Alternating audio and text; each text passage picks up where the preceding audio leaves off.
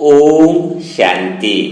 दुआओं के आज के सेशन में आप सभी आत्माओं का स्वागत है। दुनिया में कई सारे ऐसे डॉक्टर हैं जो शरीर को हाथ लगाए तो हाथ लगाने से ही बीमारी का पता लगा देते हैं और ठीक कर लेते हैं। कई सारे दुनिया में ऐसे मनोचिकित्सक हैं जो दूसरों के मन के विचारों को देखकर उनके अंदर किस तरह की एंजाइटी है वह पता लगाकर वह उस मन के रोगों को भी ठीक कर देते हैं।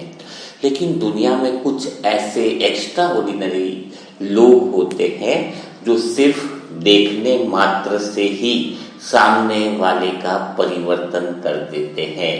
यानी वह लोग होते हैं मनसा सेवा वाले, आत्मा की चैतन्य शक्ति में रहने वाले, होश में रहने वाले लोग। यानी जो आत्मा की दृष्टि, आत्मिक स्थिति में जो रहते हैं, देहभान से दूर, है ना। जितनी जितनी चैतन्यता की शक्ति अंदर बढ़ती जाती है, आत्मा की पावर बढ़ती जाती है, वह सिर्फ एक काम करते हैं। क्या काम करते हैं? सिर्फ देखने का। देखने मात्र से ही दुनिया में परिवर्तन होने लगता है। वो जिस जगह पर जाए, जहां पर जाए, वह और कुछ भी नहीं करते हैं सिवाय देखना और सेकंड नंबर पे सोचने की शक्ति, विचार की शक्ति जो होती है वह रहती है। तो हमें यह चेक करना होगा कि हमारे अंदर वो देखने की पावर कितनी है, क्योंकि जो देह में होकर, देहभान में होकर दुनिया को देखता है वह उसके अंदर वह पावर नहीं रहती है। यानी दुआएं भी दे रहा है, लेकिन अगर देहभान में है तो असर तो होता है, लेकिन इतना नहीं होता है। लेकिन जो देखने की शक्ति है वह अगर आ जाए तो फिर वह पावरफुल हो जाता है। तो देखने की शक्ति का अर्थ क्या हुआ उसको थोड़ा हम समझते हैं, क्योंकि देखने की शक्ति से, साक्षी भाव समझो, चाहे दृष्टि की शक्ति से जब घर परिवार सबका वायुमंडल बदल सकता है, तो देखने की शक्ति का गलत अगर उपयोग हो जाए तो फिर क्या होता है? बीमारियां, दुख, अशांति सभी भी उसी जगह से आने लगती है। तो ये किस तरीके से? क्योंकि देखो कई सारे व्यक्ति ऐसे होते हैं सिर्फ देखते तो है, लेकिन उनको सिर्फ गलतियां ही दिखाई देती है दूसरों की, है ना। दूसरों ने जो बुरा किया है उनके साथ सिर्फ वही दिखाई देता है ना। तो फिर वह जो देखने की जो शक्ति है उनके पास, वह और उल्टा असर कर देती है, नकारात्मकता को बढ़ा देती है, और इंसान को पता नहीं चलता है कि मेरे देखने की शक्ति का मैं गलत उपयोग कर रहा हूं। तो आज आपको चेक करना है कि आपके पास बहुत बड़ी शक्ति है देखने की, लेकिन इसका कहीं आप मिसयूज तो नहीं कर रहे हो, और अगर मिसयूज नहीं कर रहे हो तो उसका सकारात्मक जो उपयोग है वह आज से आपको करना है। उसकी विधि भी आपको आज बताई जा रही है। तो थोड़ा हम एक कहानी के माध्यम से समझते हैं कि कैसे देखने की शक्ति का यूज गलत और सही हो सकता है। ठीक है ना। तो जैसे मैं आपको बताना चाहूंगा विशाल भाई की, जो कंपनी में बहुत अच्छे से जॉब करते थे। जॉब तो बढ़िया था ही, एज हो गई थी 24 साल 25 साल के लगभग। तो घर वालों ने कहा कि अब तुम्हारी शादी की उम्र हो गई है। यह घटना इसलिए बता रहा हूं क्योंकि रिश्ते जो है ना वो मतभेद से नहीं, यानी मतभेद है तुम्हारा, है ना, लेकिन मतभेद हो गया तो तुम्हें रिश्तों का सम्मान करना नहीं छोड़ना चाहिए। चाहे तुम्हारे बड़े भाई हो, ऑफिस वाले हो, रिश्ते में हो, तुम्हारा विचार उनके विचार से नहीं मेल खाता है, मतभेद है, लेकिन तुम रिश्तों की रेस्पेक्ट करना बंद कर देते हो, वहीं से तुम्हारे दुख की शुरुआत हो जाती है। इसीलिए मैं आपको इन चीजों को, दूर बारीक बातें जो है उनको समझाने के लिए ही मैं आपको सारी विधियां जो है वो बताता रहता हूँ। तो क्या ध्यान रखना है, इस बात को समझते हैं कि रिश्तों में मतभेद हो जाए, लेकिन रेस्पेक्ट अगर खत्म हो गई रिश्तों में, तो नाव डूबने वाली होती है। रेस्पेक्ट खत्म मत करो, बातें अपनी जगह होती है, उसको मन में नहीं बैठाना है। तो जैसे हम बात कर रहे थे विशाल भाई की, तो विशाल भाई की फिर घर पे बात हुई कि उनकी शादी करानी है। तो उन्होंने बताया विशाल भाई ने कि मम्मी पापा को तुम जो भी लड़की पसंद करोगे वह मेरे लिए सही रहेगी, मुझे और कोई चीज नहीं देखनी है। तो विशाल भाई के मदर फादर ने उनके लिए लड़की देख ली। और लड़की देखते हैं तो जब लड़के और लड़की का विवाह होता है तो खाली लड़के और लड़की का विवाह नहीं होता है, कई सारे रिश्तेदारों का मिलन होता है। क्योंकि लड़के के रिश्तेदार फिर लड़की के रिश्तेदार, यानी कई सारे नए रिश्ते जीवन में बन जाते हैं। वही बात विशाल भाई के साथ हुई। जब वो लड़की देखने गए तो यस कर लिया उन्होंने। विशाल भाई ने यही सोचा कि मम्मी पापा ने सोचा है तो लड़की बढ़िया ही होगी, है ना, खानदान भी बढ़िया ही होगा। तो एंगेजमेंट के 2 महीने के अंदर वो लड़की से अच्छे से बातचीत भी करने लग गए और उनको बहुत अच्छा लगने लग गया, ठीक है। और उसके बाद शादी हो गई। तो शादी के बाद भी उनको लगा कि जीवन में जो कमी थी वह पूरी हो गई। तो लगभग 7-8 महीने होते हैं। हमेशा विशाल भाई यह कोशिश करते थे कि उनकी पत्नी कविता को समझे, यानी क्या समझे कि वह उसकी इच्छा क्या है, उसकी पसंद क्या है, उसकी नापसंद क्या है, पूरी चीजों को समझते और उसी अनुसार उसको खुश रखने की कोशिश करते। जीवन बहुत बढ़िया चल रहा था। लेकिन 8-9 महीने होने के बाद कविता जो थी उनकी 1-2-4 हैबिट थी कि वो आईने पर अपनी बिंदी लगा देती थी, बाथरूम के कीवाड़ के पीछे कपड़े टांग लेती थी और उनके जो विशाल भाई के जो कपड़े थे वो ऐसे ही पटक देती थी। तो जब वो बिंदी लगा देती तो ये बात बिल्कुल उनको अच्छी नहीं लगती थी विशाल भाई को, लेकिन कुछ भी बोलते नहीं थे। लेकिन थोड़े समय बाद कविता को बोलने लग गए कि तुम्हें यहाँ बिंदी नहीं लगानी है, तुम्हें यहाँ कपड़े नहीं टांगने हैं, जस्ट बाथरूम के कीवाड़ के पीछे नहीं टांगने हैं। तो एक बार समझ लिया तो कविता ने वह आदत बंद कर ली। लेकिन 8-10 दिन हुए फिर से वही काम करना चालू कर दिया। तो फिर से विशाल भाई ने जब ये चीज देखी तो थोड़ा सा फ्रस्ट्रेशन आने लग गया। फिर से समझाया, फिर 2-4 दिन बंद हुआ, लेकिन वह प्रक्रिया 8-10 दिन बाद फिर चालू हो गई। तो फिर विशाल भाई के क्रोध की सीमा का वो लिमिट नहीं रही और वह पत्नी पर चिल्लाने लग गए कि तुझे समझ ही नहीं है, तुझे अक्ल ही नहीं है, मैंने तुझे कितनी बार समझाया, आज के बाद मुझे बिंदी दिखनी नहीं चाहिए। फिर कुछ समय तक ठीक रहा, फिर ऐसे ही रखे तो विशाल भाई उस बिंदी को बाहर फेंकने लगे, उखाड़ उखाड़ कर कपड़े भी फेंकने लग गए। कविता बहन का भी मुंह खुलने लग गया।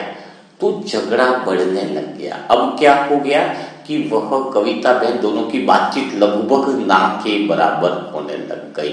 रिश्ते के अंदर जो कहते हैं वो प्रेम तो रहा ही नहीं, और बीच में कहते हैं कि दूरियां बढ़ती गई, थोड़ी और कमियां भी देखते गए। तो ऐसा रिश्ता होने लगा खिंचाव की तरह कि अगले 1 साल 1.5 साल तक पूरा मानो ऐसा हो कि घर में जैसे कोई 2 अनजान रहने वाले रह रहे हो। जो एक तरह से मन मिलना चाहिए वह नहीं रहा।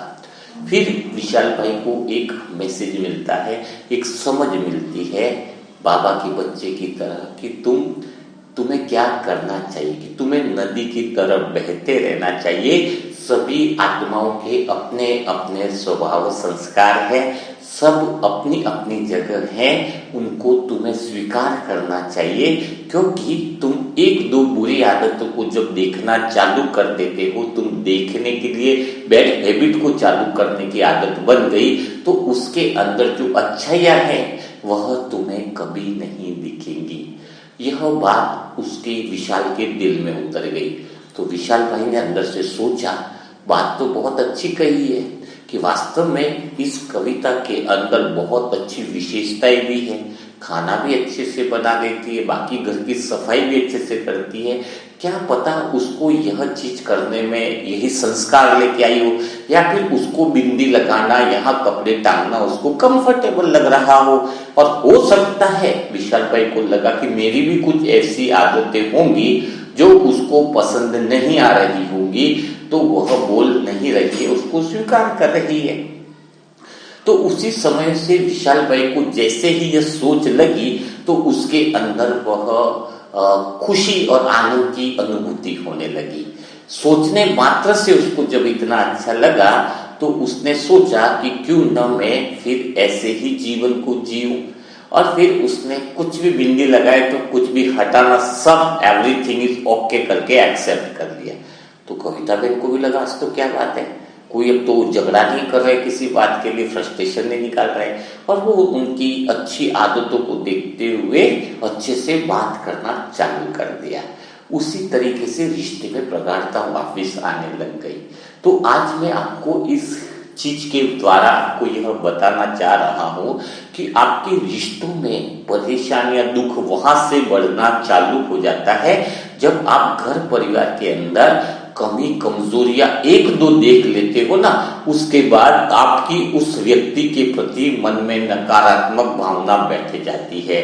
फिर उसकी हजार अच्छाइयां होने के बावजूद भी आपको उसकी अच्छाइयां नहीं दिखाई देंगी, हमेशा बुरी। जैसे हम भी तो निमित्त आत्माओं के साथ रहते हैं, कभी हमें हमारे से बड़ी दीदियां हैं, छोटी सी बात के लिए भी कई बार बहुत ज्यादा डांट पड़ जाती है। लेकिन अगर हम वो डांट को बैठा दें ना अंदर, तो हम शायद भगवान से ही भी दूर हो जाते। लेकिन हमें पता है डांटा एक बार है, लेकिन वो इतना प्यार भी करती है हमें कि कोई चीज पहले हमें नहीं खिलाएंगे उसके पहले वो नहीं खाएंगे। कोई भी चीज आके, कोई भी, तो ये प्यार और स्नेह हर बात में देखेंगे कि सोए नहीं सोए, कोई तकलीफ तो नहीं है ना। तो वो जो प्यार है, जो सम्मान है दिल में, वह हम नहीं देखेंगे। तो एक छोटी सी कमी अगर हमने आसपास रिश्तेदारों में हमने देख ली, तो वह कमी को अगर हमने दिल में बैठा दिया, तो फिर वो लाख अच्छा अपने लिए कर दे, लाख अच्छा कर दे, तो भी हमें वह अच्छा या उसकी दिखाई ही नहीं देगी। आपने देखा कि आपका उसके प्रति एक दो कमी को दिल में बैठाने से आपका प्रेम खत्म हो गया है। और आपको पता है अगर आप किसी से प्रेम करोगे ना, तो उसके अंदर हजार बुराइयां होंगी तो भी आपको नहीं दिखाई देगी। और अगर आपको उससे नफरत होगी ना, तो थोड़ी सी भी कमी होगी ना, तो वह आपको दिखाई देने लग जाएगी। तो क्या करना है आपको कि अभी आज से नियम ले लो कि जैसे बताया ना कि आपके देखने से जिंदगियां लोगों की बदल सकती है, आपके देखने मात्र से लोगों के अंदर परिवर्तन आ सकता है। बस आपकी दृष्टि ऐसी हो कि कमिटमेंट करो अपने आप से कि मैं अपने आसपास की सभी आत्माओं को अच्छी नजर से देखूंगी, और कुछ गलत है मेरे अनुसार नहीं है तो मैं यह स्वीकार कर लूंगी कि यह उनका स्वभाव संस्कार है, उनको उसी में खुशी मिलती है। मैं उनको बदलने का प्रयास नहीं करूंगी, क्योंकि कुछ मेरी भी ऐसी आदतें हो सकती है जो उनको पसंद नहीं आ रही हो, तब भी वो भी तो स्वीकार करके चल रहे हैं। भगवान भी आपको स्वीकार करके चल रहा है, लेकिन आपको देखने की दृष्टि कभी भी बदलनी नहीं है। तब जाकर के आप अपने जीवन में दिव्य दृष्टि को पा सकोगे। ब्रह्मा बाबा के पास इतनी सारी आत्माएं, बाबा के बच्चे थे, कभी सबको सिखाते थे अमृत वेला उठो, लेकिन काफी सारी आत्माएं ऐसी थी जो उठने का नाम ही नहीं लेती थी। और कई सारी आत्माएं ऐसी थी कि कितनी बार भी समझा लो, 2 बार 4 बार, एक बार उठ जाएंगी फिर वापस वही। लेकिन क्या ब्रह्मा बाबा ने उनको नफरत करी कि तुम तो बेकार हो, खाना खाते हो, थोड़ी सी सेवा करते हो, सो जाते हो, अमृत वेला? क्या बाबा ने ऐसा बोला? नहीं, एक विश्वास रखा कि ठीक है, कोई इंसान एक बार में बदल लेता है ना। कुछ चीजें किसी को एक बार में बोलो तो याद रह जाती है, किसी को 4 बार लगता है टाइम, किसी को 10 बार लगता है बदलने में टाइम। इसका अर्थ ये तो नहीं कि सभी में एक तरह की क्षमता हो, सबके बदलने की क्षमता, बदलने की कैपेसिटी सबकी अलग अलग है। बच्चे भी, कोई बच्चा, 2 बच्चे, एक बच्चा ऐसा होगा जो एक बार में समझाते ही समझ जाएगा, और कोई बच्चा ऐसा होगा जिसको 5-6 बार समझाना पड़ेगा, तो वो उसकी आत्मिक क्षमता 5-6 वाली है, तो हमें वह समझ कर चलना होगा। स्वीकार कर लो कि भाई इसको 5-6 बार समझाना है, धीरे धीरे तब जाके उसकी बात बुद्धि में बैठेगी। तभी तो बाबा कितना बार मुरली समझाता है कि तुम आत्मा समझो, डेली समझाता है। क्या भगवान बोर हो जाता है क्या कि यार इतने सालों से समझा रहा हूं फिर भी समझने को तैयार नहीं है? ये दे देता संयम है, सबका अपना क्षमता है, अपनी कैपेसिटी है ना।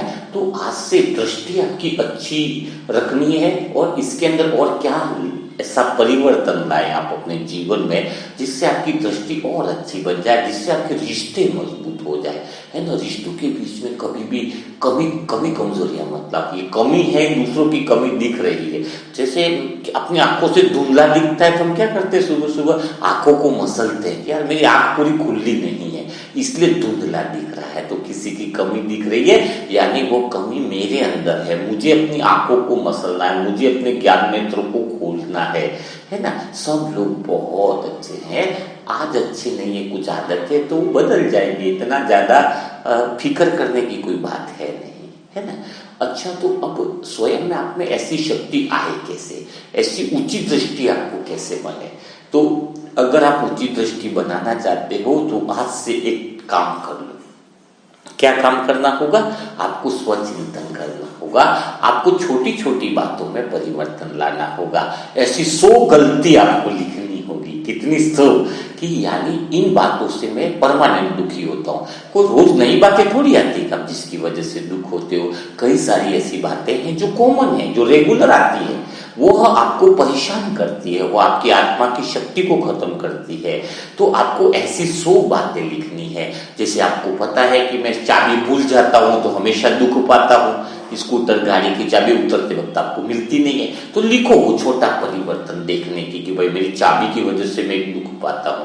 तो आपको सही जगह पर रखनी है। आप सुबह उठ करके आप देखोगे कि मैं टॉवेल हमेशा मिलता नहीं है, घर वालों पे मैं चिल्लाता हूँ, तो दूसरी बात आपको लिखो। कोई मेहमान आता है तब ये तीसरे नंबर का भाई ऐसी कुछ बात बोलता है जिससे मेहमान आने पर हमारे घर में लड़ाई होती है, उस बात को लिखो और परमानेंट सॉल्यूशन निकालो, है ना। आपके खाना खाने की कोई ऐसी बैड हैबिट है तो आपने धीरे धीरे, जैसे आप टीवी बहुत देखते हो तो थोड़ा सा आप परिवर्तन लाओ। कौन सा कि मैं 4 घंटा देख रहा हूं ना, तो अभी 1-1 घंटा देखना चालू करूंगा। और आपको इतनी अच्छी पावरफुल दृष्टि लानी है तो सुबह की शुरुआत अगर आप न्यूज़पेपर से करते हैं तो ऐसी दृष्टि तो आ नहीं सकेगी ना, है। तो सुबह की शुरुआत आप अच्छे विचारों से करोगे। ऐसा परिवर्तन लाभ में सुबह कोई गलती तो नहीं करता हूं, दूसरे मोबाइलों का तो अटेंड नहीं करता हूं। सुबह मुझे आधा 1 घंटा यह करना है। शरीर के बारे में परिवर्तन लाओ कि मैं डेफिनेट आधा घंटा एक्सरसाइज को दूंगा।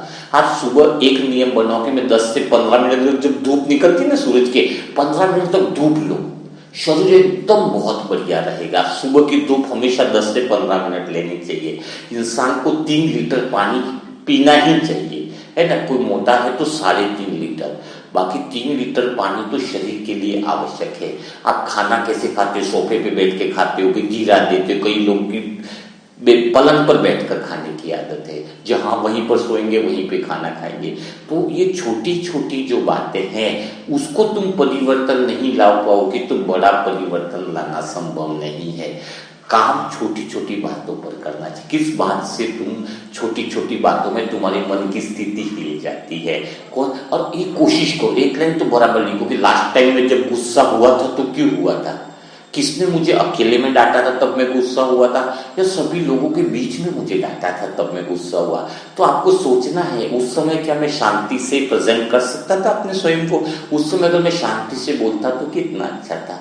सामने वाला गुस्सा कर रहा है, हो सकता है वो ऑफिस से परेशान होकर के आया हो सकता है किसी ने उसको डांटा हो, तो उस कारण वो हम पे गुस्सा कर रहा हो, यह भी हो सकता है।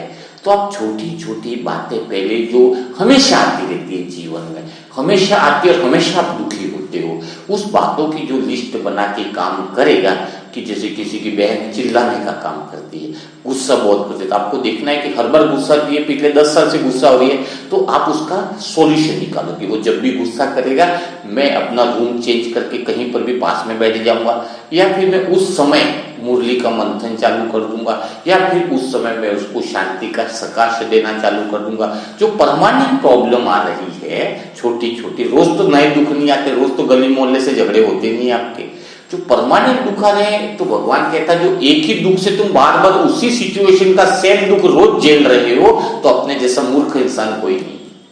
आप बोलोगे कल क्या मेरे भाभी ने मुझे डांट दिया, दुखी हो गया, ठीक बात, 10 दिन बाद फिर वही बात लेके मेरे भाभी ने डांट दिया, मैं दुखी हो गई, मेरे भाभी ने डांट।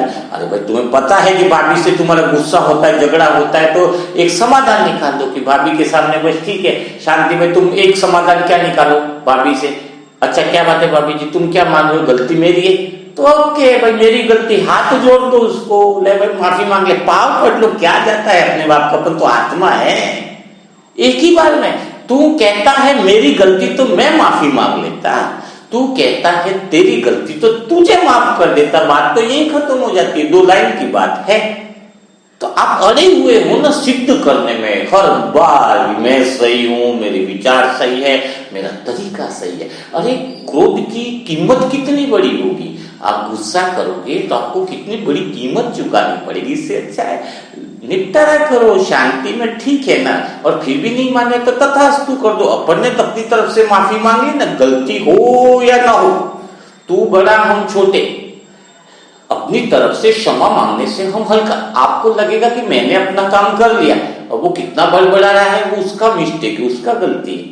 तो आप एक समाधान स्थायी निकालने का कोशिश करो, जो समस्या लगातार आ रही है उन दुखों की लिस्ट बनाओ और उसको स्थायी सॉल्यूशन करो। फिर भी समझ ना आए तो निमित्त आत्माएं हम बैठे हैं, एक बार बात करके चर्चा करो, क्योंकि बातें बोलनी जरूरी है, कहने से समाधान मिल जाएगा आपको, कहने से सॉल्यूशंस मिल जाएगा आपको, तो बातों को शेयर करो, है ना। तो आप उस समस्या और विघ्नों से सदा के लिए निकल जाओगे। रोज एक ही समस्या डेली रिपीट नहीं होनी चाहिए। देवता यानी जो इशारों से समझे वह देवता, समझाने पर समझे वह मनुष्य, और समझाने पर भी ना समझे वह जानवर यानी गधे की श्रेणी में आता है। तो हमें इशारा कुदरत देती है कि इन आत्माओं से हमारा हिसाब है, तो हम एक ही बार में उसके सॉल्यूशन का हम निकालें, है ना। तो आज ये आपको देखने की जो कला है उसके बारे में बताया है। आज हम जिस आत्मा को दुआएं देने के लिए बात कर रहे हैं वह बहुत कुमार भाई है, लगभग बाबा के ज्ञान में रहा, दिल्ली से है, और लगभग नहीं करके 11 साल से ज्ञान में समर्पित की तरह अपना जीवन जी रहे हैं। और उनका जो शुभ नाम है बीके पवन भाई है, उनको स्टोन हो गया है दोनों साइड में, तो लगभग 1 से 1.25 महीना हो गया है। अचानक दर्द उत्पन्न होता है और दवाइयाँ ली हैं, अब ऑपरेशन करना पड़ेगा ऐसा भी बोला जा रहा है।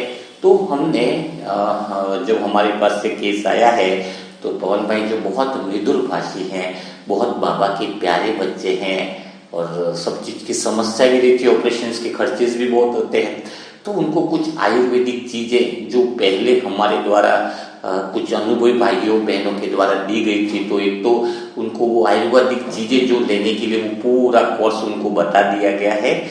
नारियल पानी में नींबू लेना सुबह, जो पहले प्रोसेस किया था, स्टोन जिनका निकल गया था, है ना, अपने पास केस आ चुका है ना, तो उनके लिए आपको जो है पवन भाई के लिए बहुत ढेर सारी दुआएं करनी है कि उनका स्टोन जो है वो दोनों निकल जाए और वो ऑपरेशन वगैरह से भी बच जाए।